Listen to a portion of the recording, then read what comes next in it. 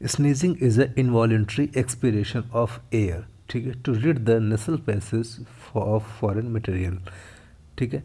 इसमें क्या होता है, पार्टिकल्स कुछ इरिटेट करते हैं नॉस्ट्रल्स को, जो नर्व एंडिंग होती है वो इम्पल्स जनरेट करती है नेसल मुकोसा से, और वो फिफ्थ क्रेनियल नर्व से पास होती है ब्रेन में मेडुला पर, ठीक है, जिसकी वजह से रैपिड इरिटेशन होता है, इंस्पिरेशन होता है, जो लंग्स को भर जाते हैं और एपिग्लोटिस एंड वोकल कॉर्ड बंद हो जाते हैं, ठीक है, जिसकी वजह से प्रेशर बनता है लंग्स में, और ये प्रेशर जब एक सफिशिएंट मात्रा में अटेंड हो जाता है तो वोकल कॉर्ड रिलैक्स हो जाती है और एपिग्लोटिस खुल जाता है, ठीक है। Then rush through the nose and mouth the force propel the irritant out from the nasal cavity. समझ आ गया? जिस तरीके से जैसे ही उसमें जो मटेरियल है उसको आउट करने के लिए फोर्सफुली जब एक्सपिरेशन होता है तो जो फॉरेन मटेरियल नाक में है वो वापस बाहर निकल आता है। तो इस तरीके से छींक जिसको बोलते हैं स्नीज, तो वर्क करती है।